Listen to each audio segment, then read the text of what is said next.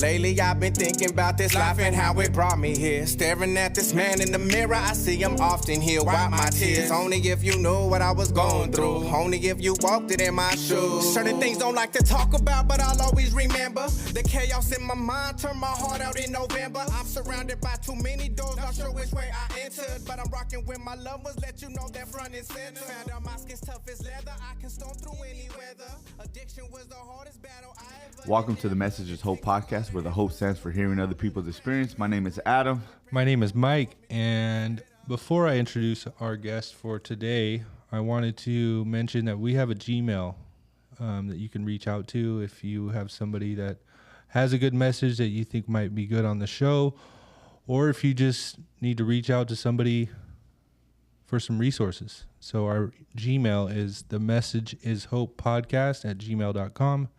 You can email us. We man that email, as well as the Instagram. So today on this show, we have Anthony M. Welcome to the show. Thank you for having me. Thank you. All right. Well, you already know we talked about it. You know how we start. I just want to say something, Anthony. We appreciate you very much, bro. Okay. Always, it never fails.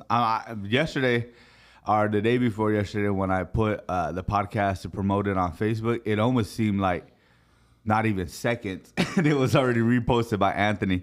And so, we love the support. We appreciate the support.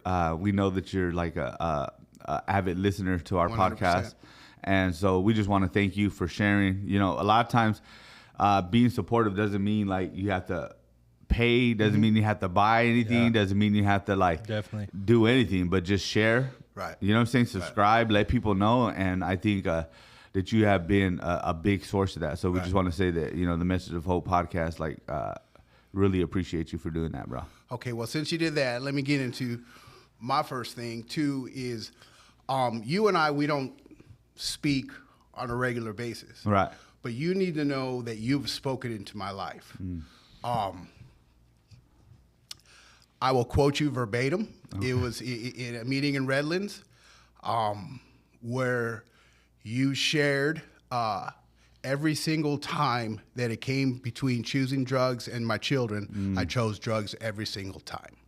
And that spoke into my life because a person like me that was a deadbeat father that came in with that guilt and that shame wasn't able to share that stuff, but you made it available for me to to relate. We can go. But I wanted to tell you thank you. Yeah. Thank you. Like I watch you, bro. Like I'm a fly on the wall in every meeting. Like I watch you. You're about the cause and not the applause. You know. Thank you, bro. That's like a huge compliment, bro. Because I just got into it with somebody about fucking try not to make it because it's not the Adam show. It's Correct. not the Anthony show. It's not the Mike show, bro. Like my when I share or anything that I ever do, bro, it's not about me. It's about the message of the program, bro. Yeah. And being able to carry even that message, bro, that we're all a little fucked up. Yeah. Right? 100%. But there's hope. Correct. Yeah. Correct. Yeah. So thank you, Anthony. I appreciate that, bro, a lot. Yep. awesome. So Anthony, where'd you grow up? How'd you grow up? Tell us the story. I grew up in Whittier. The bringing up, in one word, is horrific. Was adopted by two people who shouldn't have had parents. It was I've been abused in every way possible, and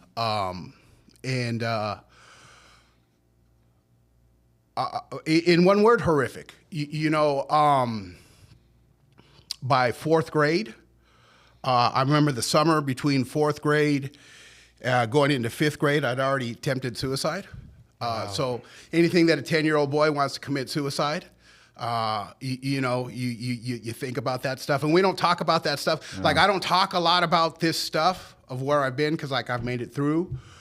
One of my first memories is being in a high chair, being sick, and throwing up, and my mother shoving pills in my mouth.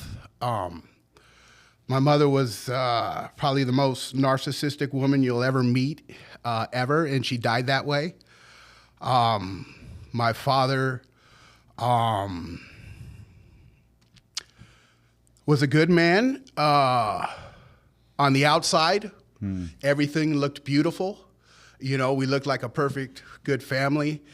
And what I've learned through some step work, that they did the best they had with the information they had. Yep. And we've come to learn that. I've come to learn to be able to forgive them.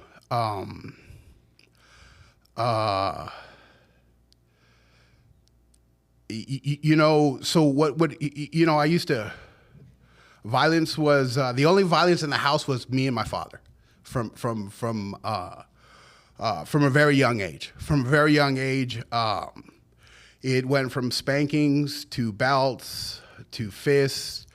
Top of the fishing pole is probably the one that, because I used to block the belt. He said, well, you're not going to block this. And what used to confuse me is he would pray with me afterwards. And so after coming along and getting some cleaning and doing some honest step work, like I was able to understand that this man didn't know what he was doing. And he was just trying the best that he knew how. And they both since passed on. And the irony of it all is I was on their deathbed for both of them, to be able to have the last conversations.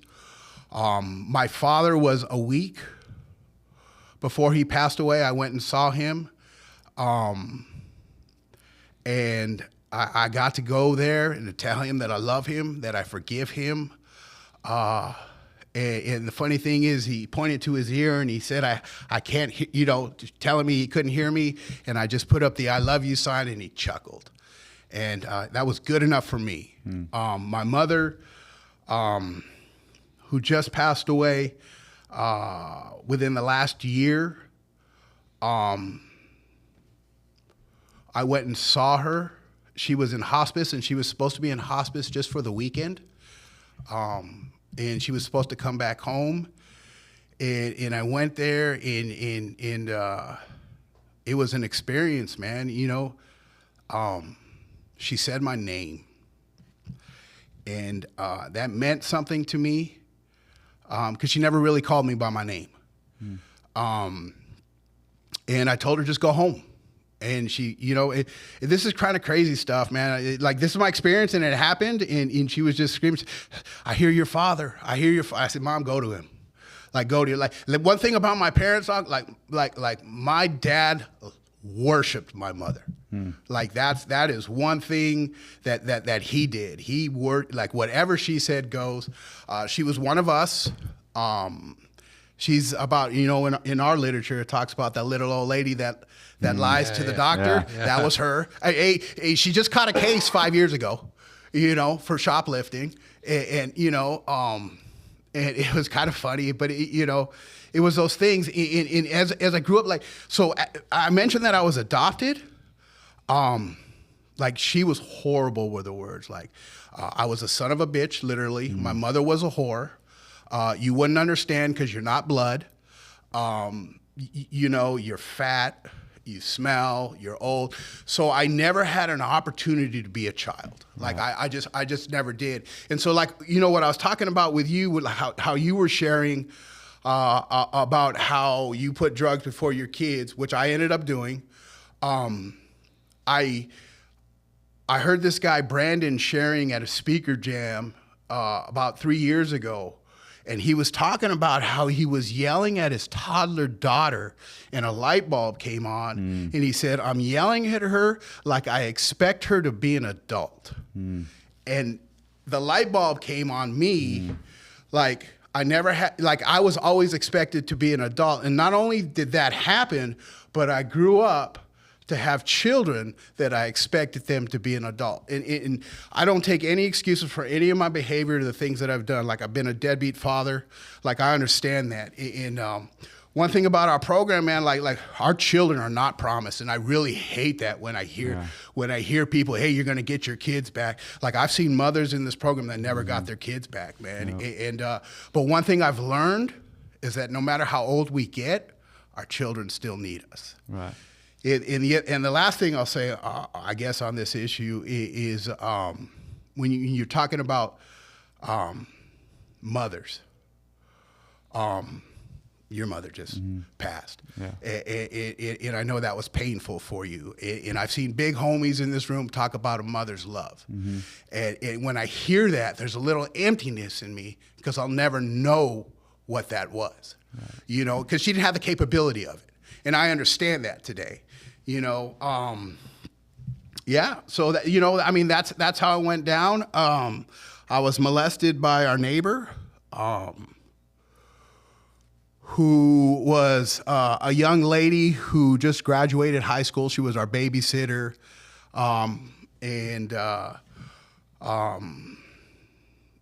you know, she showed me her boobs one day, and probably I'm a 7-8-year-old kid. I probably liked it and probably bugged her for it, and you know, and I know that I did. You know, hey, I wanted it again or whatever, and she probably didn't know how to stop it, so she made it hurt, and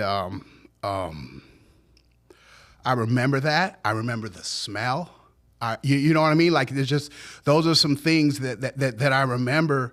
And when I was 16, I was in, because I was a bad kid, and I was, they were going to therapy.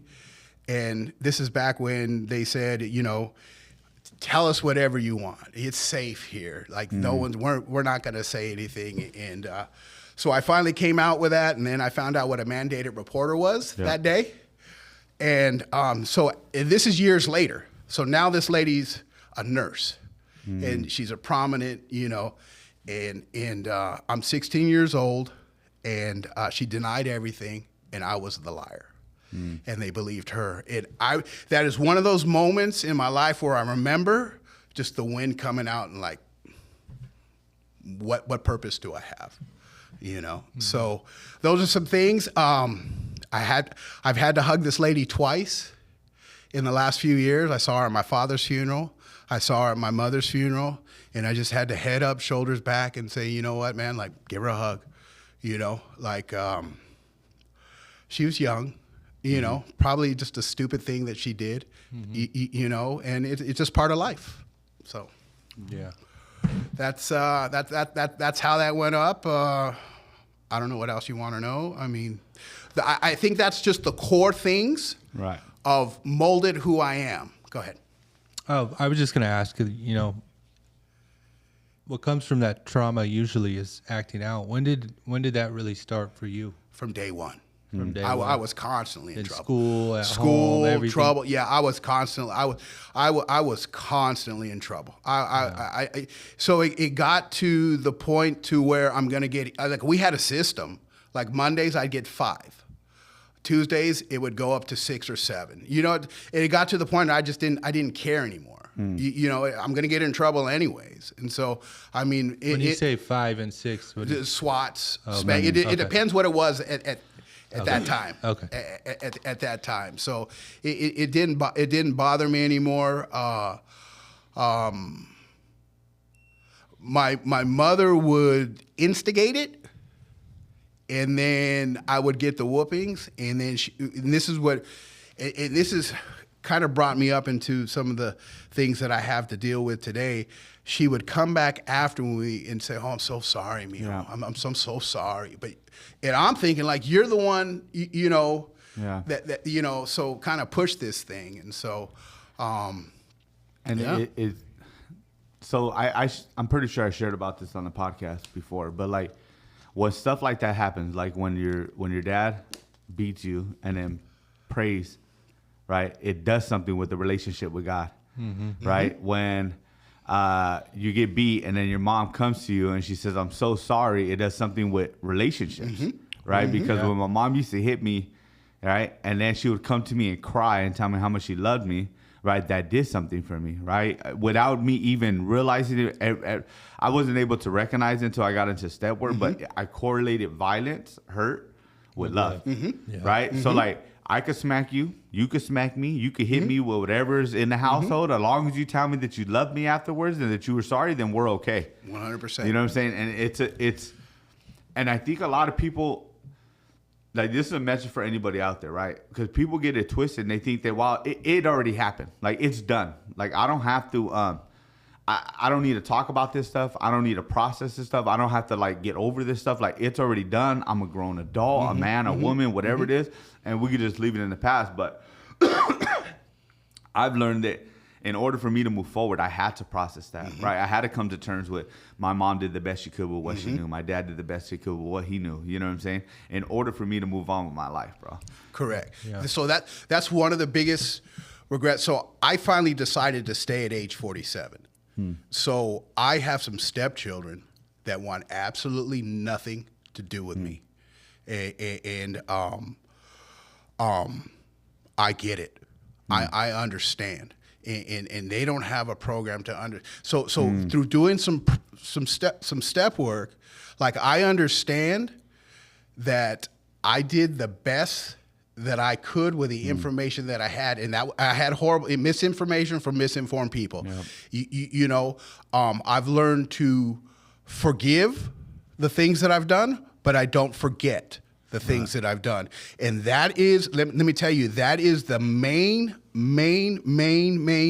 motivator of me in my program and the things that I do. And it's a constant 9-step that I live through every single day. And how I do that is my message to every young, like, I share about it a lot in meetings. Like, listen, if you're young and your children are still young, you have only one opportunity to be a father. Yeah. You do not want to be like me, to get old and to have that shame and that guilt and not to be able to do that. And the God of my understanding has given me an opportunity, man. Like I got some sponsees, man. I got 4 that I talk to. Yeah. Yeah. And they're all single fathers. Yeah. They're all single fathers. It obviously our message is this 12-step fellowship, but the biggest message that I have, man, is the first thing we want to do is stay clean. Mm-hmm. But the next thing we want to do is to be a father. Like, you don't want to miss out on that. Like, if you know what I mean, like that is the biggest message that I have. You don't want to miss out on that. So obviously, as you know, with family structure, like I've never known any kind of family structure whatsoever my whole life.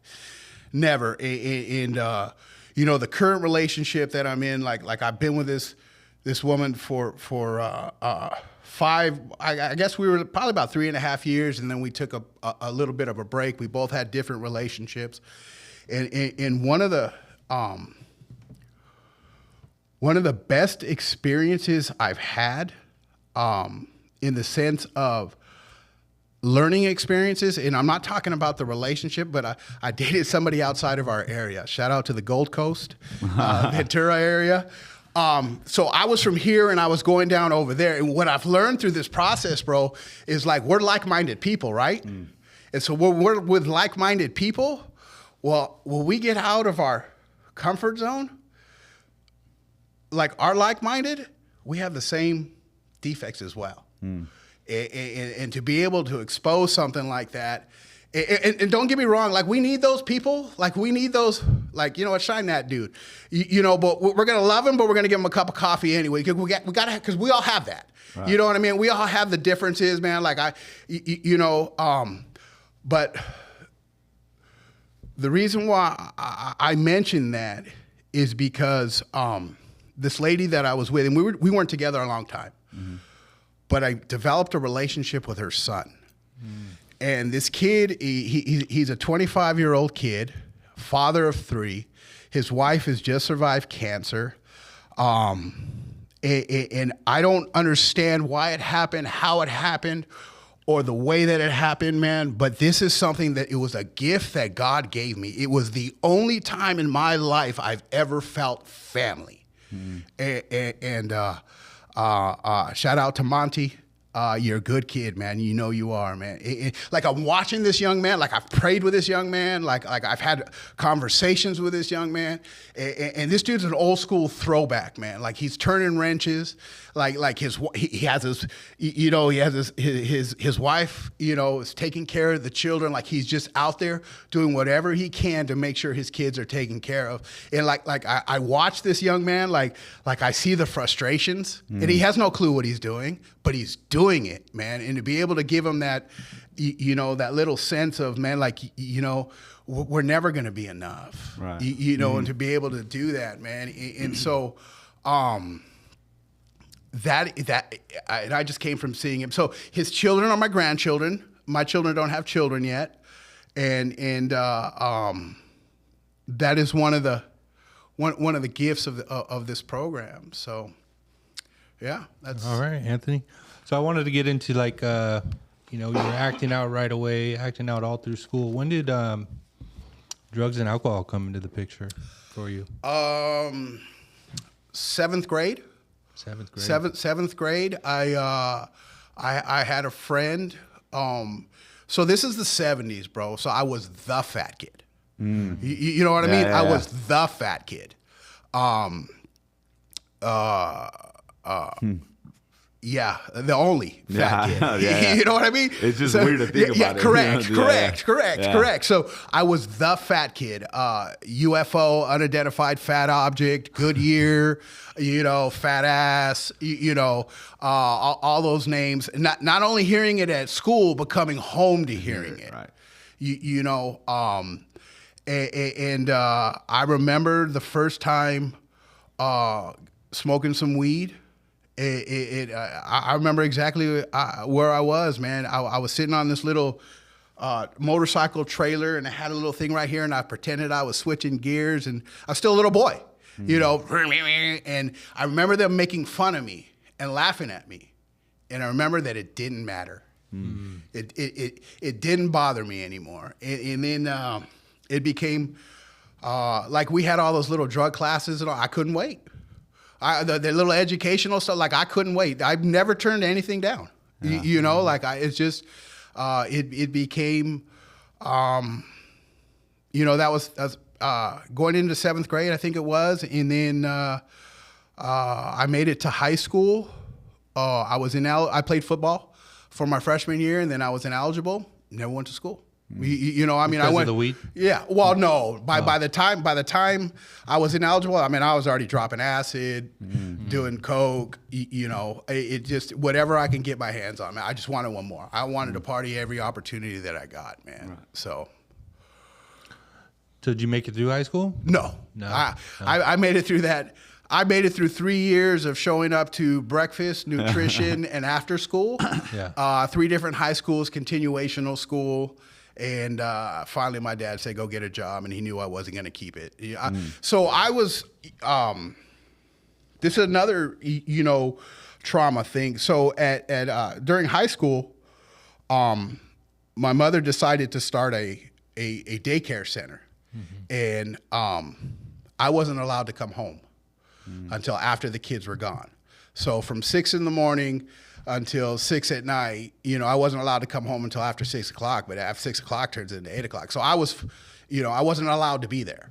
So I found whatever I could find, you know, we're talking about that little violent stuff. You know, I got jumped into a little neighborhood, a little clique, and I've been a wannabe my whole life.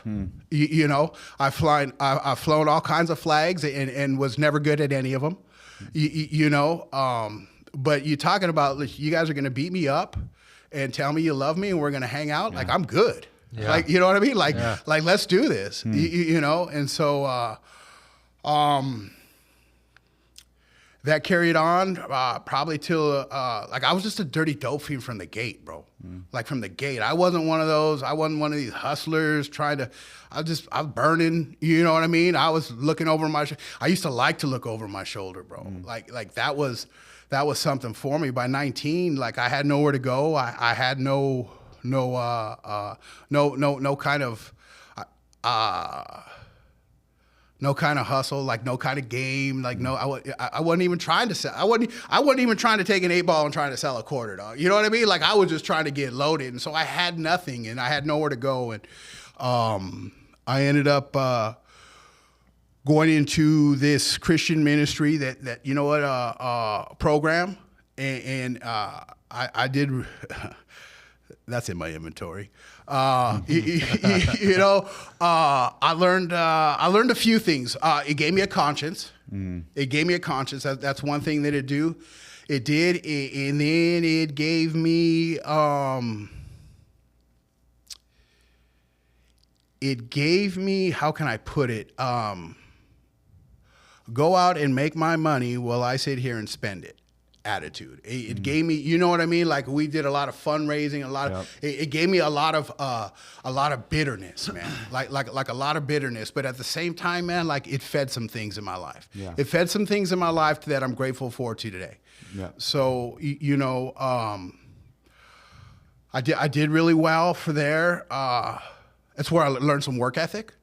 If anything, that like I've learned some work ethic in that I learned that if I do work, I don't have to worry about anything else, escaping that kind of stuff. And that's where I met my first wife. Rest in peace. And it was horrible. It was horrible. I was a horrible man. We were horrible together. We had this beautiful daughter, Sarah, which I'm going to see here in a couple of weeks, which it's taken a minute to rebuild that relationship, man. Like this little girl, she got to hear me share, she gave me a cake. She gave me a cake in Vegas here just a few months ago. And actually I'll be in Vegas on October 5th, sharing over there. They've asked me to come back. And like I dropped this little girl off at her mom's house, at my in-laws' house. As a toddler, man, and just dropped her off, dog. And I didn't, I saw her maybe once or twice over the next 10 years. And at 16 years old, I'm living in Bakersfield, and I'm in the program at this time. I'm in this program at this time doing everything wrong. Like, you know what I mean? Like dipping newcomers, like, you know what I mean? Like I was trying to be popular. I had about 5 commitments, you know what I mean? But I was the arrogant, I didn't have any kind of step work. I had a little bit of some step work, but I didn't have any principles or anything like that. And at 16 years old, she was given back to me because of the choices in her sexuality. And that did not go well. It didn't go well, and I think it cost a lot more. Like this little girl's been hurt, man. This little girl has been hurt, and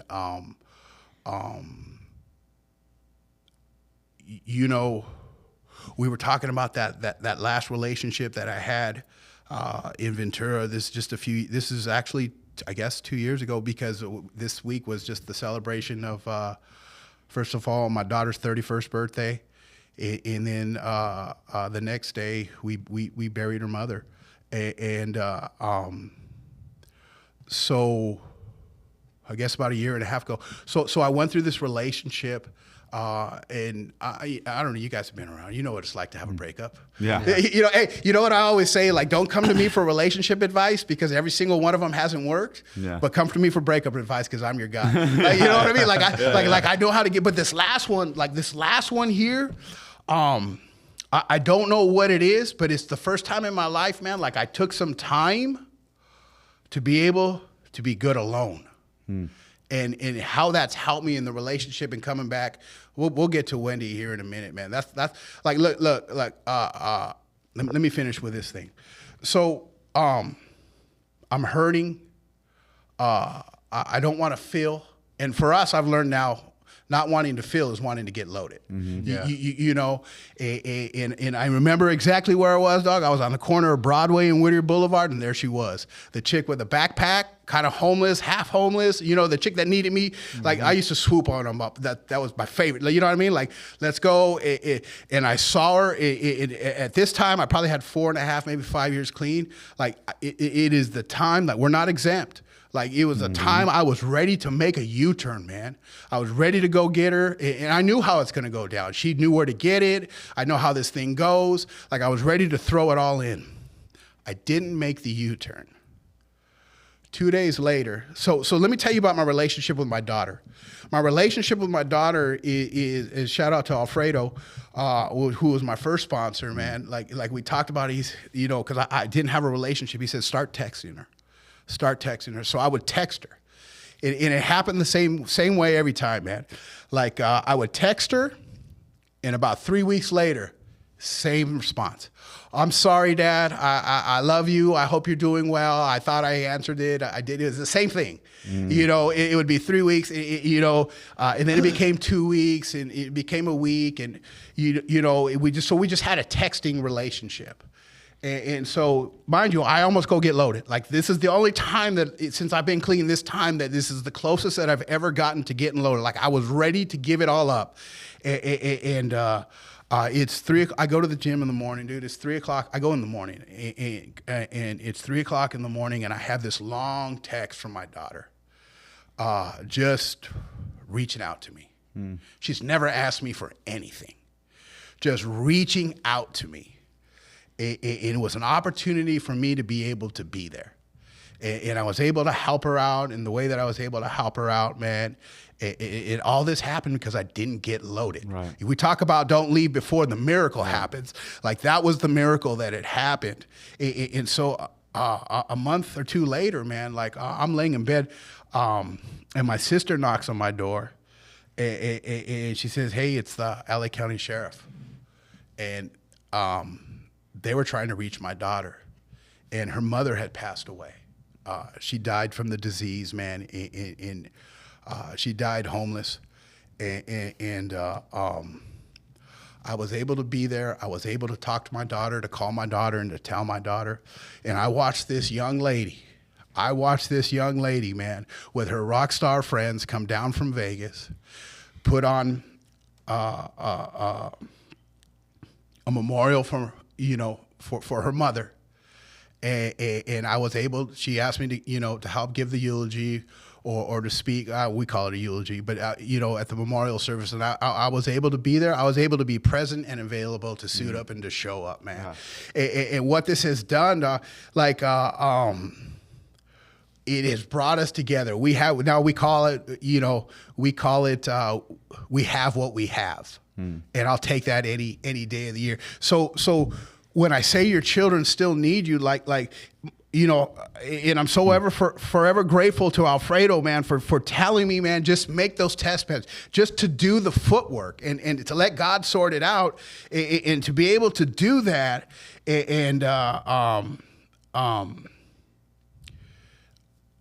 Like a month or two after that, like she messaged me. She said, hey, Dad, I'd like to take you to the Raider game. And because I'm a Raider fan, and that is one of the greatest nights of my life. That was last year when the Raiders won the Super Bowl against the Chargers. Hey, we sat on the 50-yard line, man, and it was with her and her friends. And my daughter drinks. You know what? I could if I would. And she does it. She's allowed to be who she is, man, and to do what she does, man. And we were there, and it was a blowout of her game, and her friends got up and left. I don't know if it was planned or not. My daughter has always told me what I wanted to hear. I mean, I had done a 9-step a few years earlier, with her, and it was, it was kind of a little superficial lunch. It's always been superficial.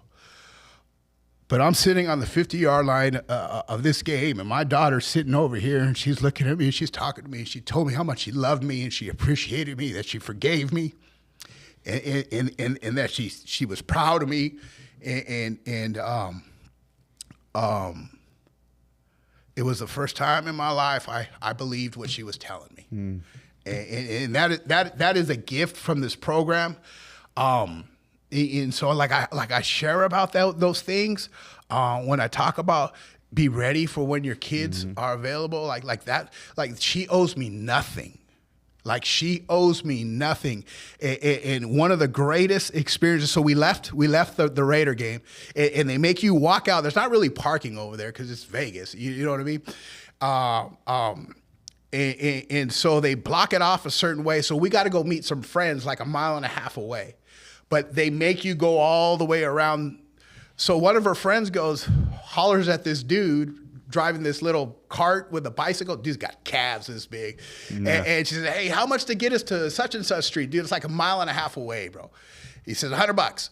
And so 4 of us jump in the back of this little thing. It's cold outside, and this dude is giving 0 fucks, bro. Yeah. He's just cutting off. I'm like, you got a trailer out here. And it was just, we're sitting laughing. It's one of the greatest moments of my life. And I'm so grateful for this program and for what it's done, man, and the opportunity that I have. And I know I've taken over. So. It's okay. No, you're good. Yeah. You're good. What I do want to ask before, and then we could get into more of the recovery part, right? But one thing we always like to talk about, right? And it's because, like you said, right? You don't want, you forgave yourself, but you don't want to forget. Never. Right? And so I think a lot of it, right, for me, and I know Mike's the same, right, is the end of the road is super important for me, right? I never want to forget. And I did an H&I panel on Friday, right? And I was telling them, it's not so, I encourage them to find your truth. And it's not about homeless. It's not about job. I mean, that's all important for our bottom. But how did it feel, right? When I get someone that relapses, right, and then they come back to me, that's one of the first things we're going to do, right? We're going to do chapter 7. And I'm not going to say the title of that chapter, but it's chapter 7, right? I want you to read that, and I want you to write about your relapse, right? But I don't want you to just write about the relapse. I want you to write about how you felt, because the feelings is the most important thing, right? The thoughts are the most important thing, because I got used to being homeless. I got used to living in those spots. I got used to putting hands on my old lady. I got used to dragging my kids around. I got used to that. I got used to feeling disgusted and busted all the time. But what I never got used to is how I felt about myself and how I thought about the world, bro, right? And the end of my road was my kids are better off without me. I might as well just off myself. I never want to forget that, right? So I think it's imperative for us to, you know what I'm saying? So let me know. So I know you got clean for a while. You went back out, right? What was it like for you at the end of your road? The end of the road, man. I talk about I'm one of the end of the road addicts. Yeah. How many times have what is there left to do, man? And I chose to go on to the bitter ends every time. So I always say I remember where I was when. There is a moment that I won't forget. I'm on the side of the freeway, bro. I'm on the side of the freeway at the 580, living in Hayward, California, because I went up there to try to get clean. It didn't work. And I remember like it was yesterday, bro. I can tell you, I'm laying with my hand over my forehead, this leg over this leg, laying on the back of the side of the freeway, feeling the sun come on my face, as far away from human love as possible. And the only thing left to do was die. I remember that. Losing my mind, bro. Remember how I told you I used to love to look over my shoulder? Dude, let me tell you right now, if I get loaded today, I already know I'm good for 6 hours. Yep. I'm good from 6 hours, and then I'm running from everybody.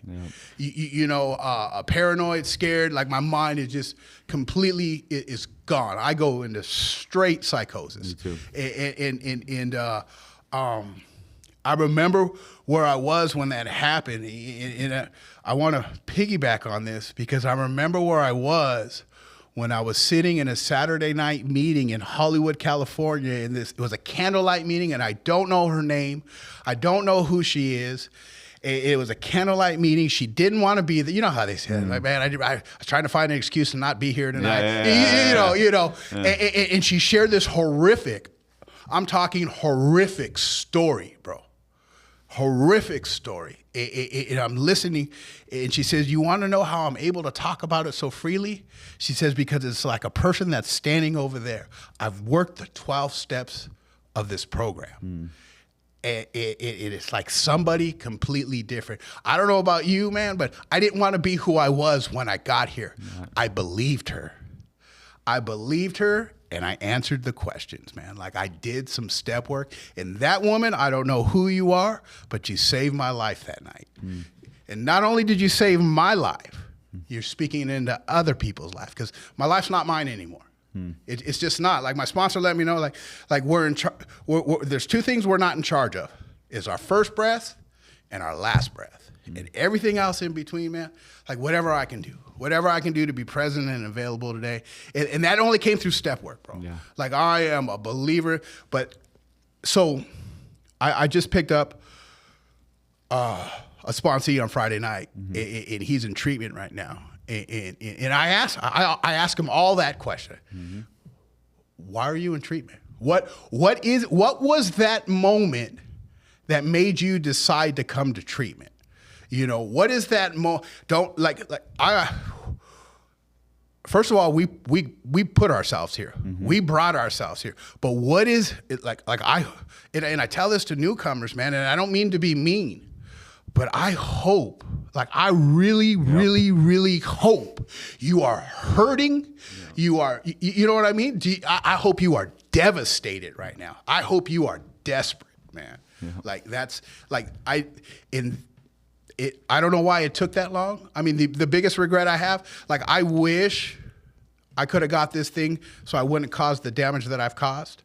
But I understand the damage that I caused that I can't go back and change. But what I can do is maybe prevent some further damage in somebody else's life. Yep. You know, by being present and available, man. And that is what fuels me, man. Yeah. And you know, that's an indirect amends, bro. Yeah, 100%. Right? Like being able to be there for other young fathers, right? And be able to carry that message, even if the message is don't be me. Don't do what I've done. Don't squander this opportunity, right? Because I had to think about this, man. What is the difference between the people that stick around here and the people that go in and out, right? The people that stick around here, man, we took an opportunity, bro. Yeah. I seen an opportunity. I felt like it was my last opportunity, right? And and it's also there's that God in the background, right? Because if I wouldn't have got clean, right? I didn't have, there's nobody in my family, bro. And I'm going to be straight up, right? I have some clean family members now. My sister's clean. Well, one of my sisters has always been clean. She's not an addict, bro. She smoked weed one time and panicked, and she's never, you know what I'm saying? She drinks once in a while. So when I see her drunk, I'm like, oh, she's having fun, bro. You know what I'm saying? That's what, you know what I'm saying? She never gets drunk, right? But I didn't have a present father, right? I didn't have the addict. I remember when they took my kids,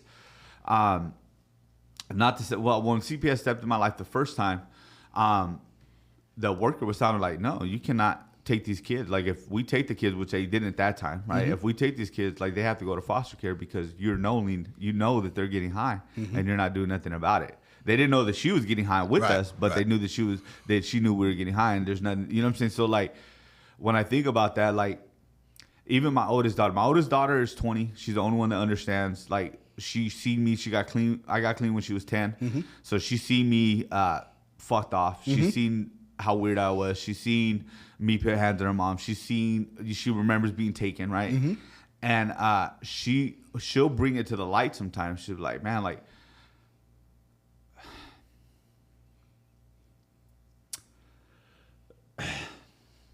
I don't know where we would be if you didn't get clean. Yeah. Right, because she resented me for a while, right? She didn't at first when I got him for CPS. At first she was the one that was like, Dad, we can't stay with Mom. You know, she was 12 years old at this time. She's all this is going on, right? This ain't no shade to the mom, right? You know what I'm saying. No matter how many years go by, I love their mom. I pray for their mom. I hope that she gets clean, right? I hope that she doesn't have to die addict like the mother of your children. I hope that, right? That's my biggest fear, right? But then she started resenting me, right? And I don't really talk about this too often, but she's not my biological, right? I met her mom when she was 4. If she was my blood daughter, there's no way that I could love her anymore or care for her anymore. Right. She's like my fucking rock. We never say step anything. It's father, daughter, period, right? But she resented me. She went through this whole rough thing, and now she's an adult, right? And like you said, like it kind of hit home. Like your kids are never not gonna need you, Yeah. right? And she still needs me, bro. Like I'm still her coach. I'm still like there for her, and I'm still like how proud of her I am. Like I tell her, like, you're the best fucking woman I know, bro. You are the best human I know. You're so sweet, so kind, so loving, so caring. Despite everything you fucking been through, you're still this amazing fucking person. But this happened not even the last few weeks when we were talking about her mother, and she's like, I don't know where we would be like if you didn't get clean and we were still with mom. Yeah. You know what I mean? Yeah. Yeah. And it's one of the greatest gifts that I've had in recovery. That doesn't mean that I haven't thought about giving, like, bro, I'm an addict. Right. I thought about giving up on that. We're not exempt. No, I thought about running. I mean, just recently, you know what I'm saying? I talked to my guys about this, right? And the ones who, like, know me, who we already have, like, a sponsorship relationship, they know how I am, and they know how honest and rigorous I could be with them, right? But there's sometimes when I tell people something, like, really? You're still that fucked up? Like, yeah bro. Yeah. I'm never going to be cured from fucking, especially, I might get cured from behaviors, right? Yeah. The behaviors start to fade away, but the thoughts, bro, I feel like that's something I'm always going to struggle with. It's always going to be a battle for me, bro. I don't want to be cured. Yeah, because I don't want to be cured. Because then we have nowhere else to grow, bro. Yeah, right. 100%. And so I have a son who's 25, and I'm learning how to parent not out of guilt. You know, That's a hard one. and this kid, man, I don't understand it, man. He gets to the edge, and then you know, and then it seems to be reeling back in like I've had to seek some advice on that, man. Like I've had to cut him off financially, and when I was told, "Are you ready to watch him burn?" and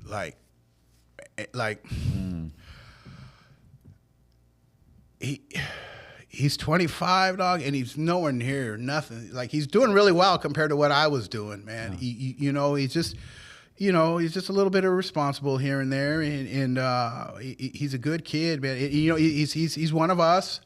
He didn't get too heavy into it. He got into weed, but if he wanted to play softball, he had to be part of the program. So, and that's his identity. Like so, and that's the beauty of this fellowship. Like I play recovery softball, and like I brought him in, and these people have just loved on him, man.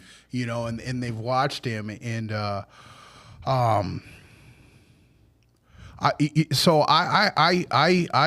helped raise him for a little bit, and that's what you're talking about, the things with their mother, and that's one thing. One thing that I've always let him know. This isn't your mom's fault. This is me. This is me. This is me. And watching him go through what he's going through right now, like I have to let him find his journey, man. Yeah. Like I have to let him find his journey, and I've gone behind his back and covered him places here and there. You know what I mean? Like because I want to be able to help him, but I'm to a point now financially, like I really can't. Yeah. You know, you gotta fly, young man, and he's doing really well. I just want to see him do well. I just want to see him do well. And like the thing that me and my daughter have, we have our thing, but we have our softball thing. And like the opportunity to play with you, I've played with my son. I've played against my son. You still haven't hit a home run off me. Yeah, he has hit it to the wall 3 times. Yeah, 3 times, and every time I said, "Go to your room," you know. And I struck him out on Father's Day, and he said that was a gift. You know, just those memories that we get to make, man, and that's the gift of this program, man. Yeah. So, all right. So how long do you have clean now, Anthony? 6/21/17 is my clean day. Okay. Greatest day of my life. Worst day of my life. Yep. Greatest day of my life. 100%. Like that date right there, 6/21/17, man. Like that is the most important thing to me. That is the most important thing to me, man. Yeah. All right. So I know you talked a little bit about what you do for your recovery, but what is it? What are some of the greatest lessons you've learned since getting clean?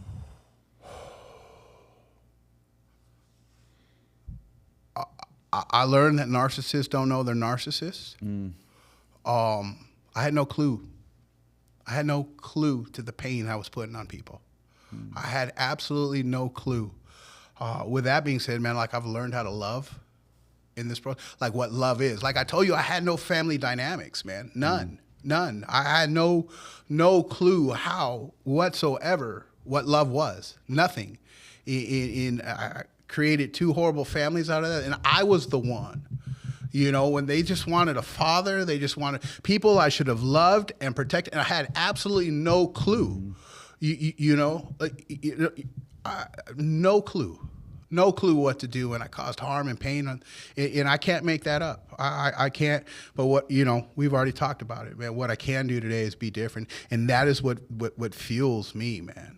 Mm-hmm. Yeah. And that's where the forgiveness comes in for ourselves. Yeah. Right. The hardest person I had to forgive was myself. Yeah. Right. And I talk to newcomers on a daily basis. Right. And they one question is like, how do I forgive myself? Well, first you got to stop acting like a shithead. Yeah. Right. Yeah. Mm-hmm. Second, like in order to like deal with your self-esteem, you got to do esteemable act, and you got to get out there and make a difference, bro. Right. Step work. An apology without a change behavior is just a slap in the face, bro. Right. Yeah. And so like it's like for me, it took even like I still parent out of guilt sometimes. You know what I'm saying? Yeah. I still parent. Yeah, same. And for me, it switched over, right? It started off like I parented out of guilt because like I was a shit dad, right? Mm-hmm. Now I parent out of guilt because I'm trying to compensate for them not having a mother, right? And I'm like really starting to come to terms and tell them like, bro, like this is what it is. Mm-hmm. There's nothing I could do. If I could like just bring home mom and fucking my daughter.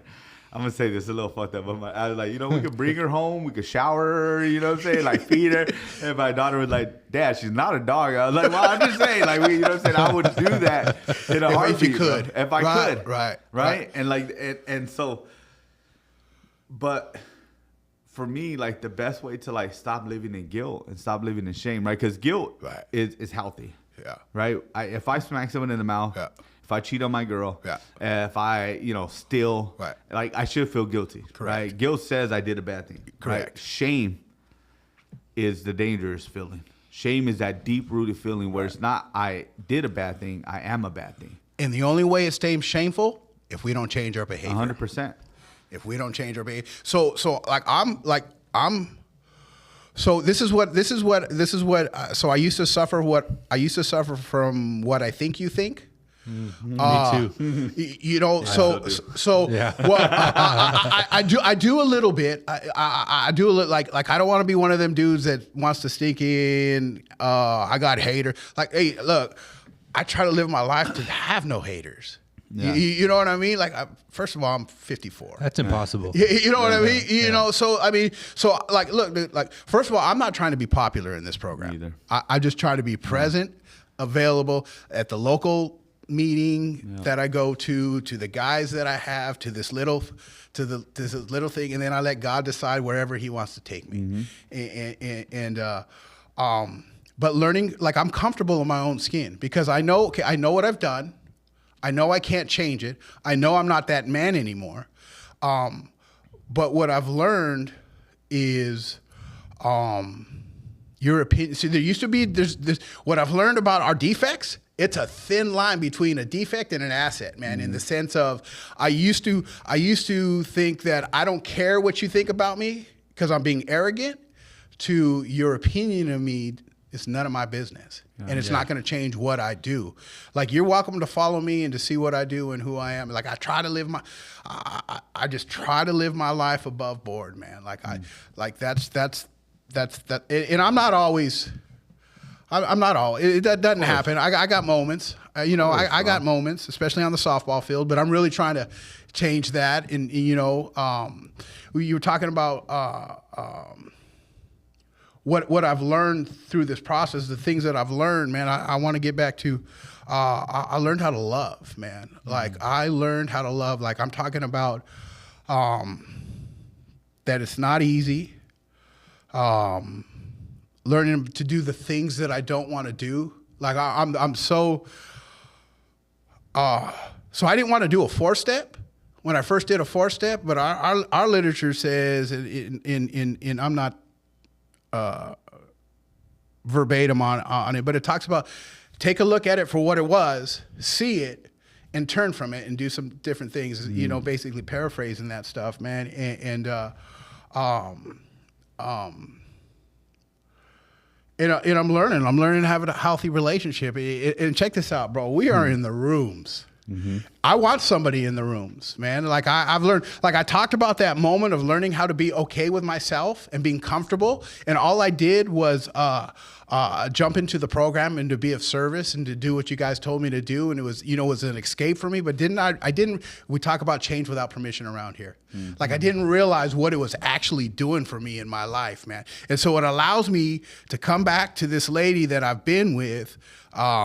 We've been together probably about 5 years. We just got back together in March.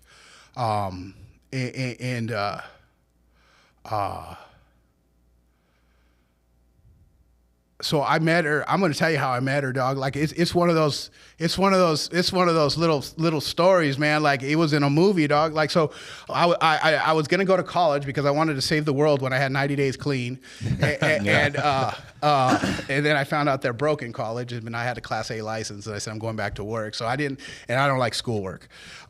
So we're sitting in the cafeteria one day, and I see, dude, it was like out of a movie. I see this chick coming across the aisle, and I just see her. She's got a little red bang. She's got a little flower in her ear. Just her makeup's done. She's feminine. It's just the stuff that I like. And I lean over to my friend. I said, "That's my next wife. She don't know it yet." And there's more to that story, but she knows what it is. But we became friends.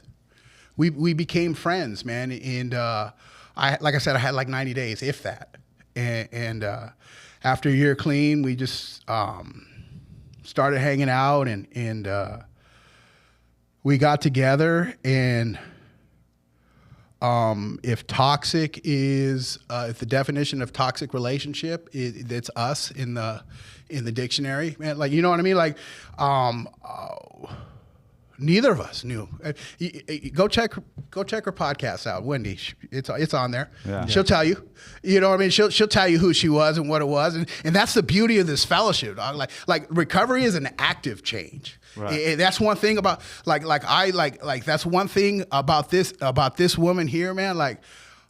We are completely opposites. She is codependent. I always say, like, if I could put her on, if she could be a backpack on me, she would jump on and go with me everywhere she can go. And I don't. So we're having this is one thing where our communication is right now. Like, look,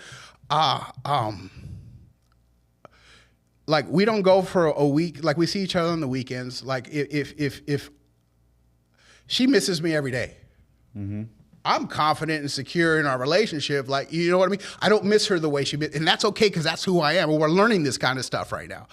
And so we are completely two different people. But one thing where we're not different is we don't want to be who we were. And so that one thing that I've learned from her, like I've seen her intimate, you know what I mean? I've seen her make mistakes. I've seen the growth. Dude, we used to argue over which way the vacuum goes, bro. You know, it's a funny thing. So I'm living in the back of this little RV in somebody else's backyard, renting this thing, taking peas in Gatorade bottles, going inside. And I would go to her house and no, that's not the way it's done. So now I have an apartment. Fast forward to now, I have an apartment, and she comes over here and she's starting to move things around. I don't say it, dog, but I'm like, oh no, that's not how that goes. That's, you know, but I don't say. But I understand, you know, the different kind of thought processes. But what I want to say about that, man, is our defects come out at times. You know, our defects come out at times. Yeah. But one thing, but I'm talking about that intimate, that soft part of, man, she is about it, dog. Like she is about this work. And I'm talking about when I had that little break from, you know, learning to become comfortable with myself, I came up with some things that were not negotiable. And that was, at minimum, you got to be doing what I'm doing in this program. And she's about that life, and to understand, you know, this stuff. And we're older, You know, we're older, we're set in our ways, man. But you know, I got a great sponsor.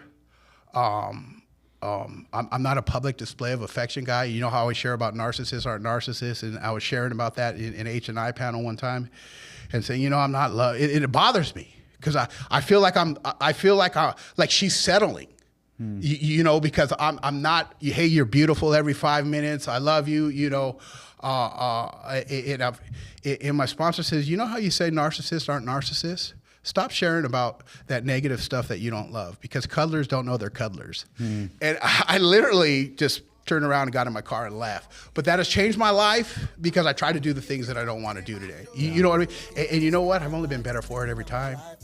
You know, I've only been better for it every time, man. But, you know, and so we're at a point in our life, dude, like we're just throwing it. As someone who struggled with addiction in the past, how does it feel to be able to give hope to others who are still struggling now? You know, it's such an honor to be able to hear other people's experiences of life, to see how when faced with the very thing that was sent to destroy you, kill you, and take you off forever didn't, but rather you have been given a second chance to give hope and be a light for those who are still in the dark. So don't be afraid to share your message to the world. You never know whose life you might be saving.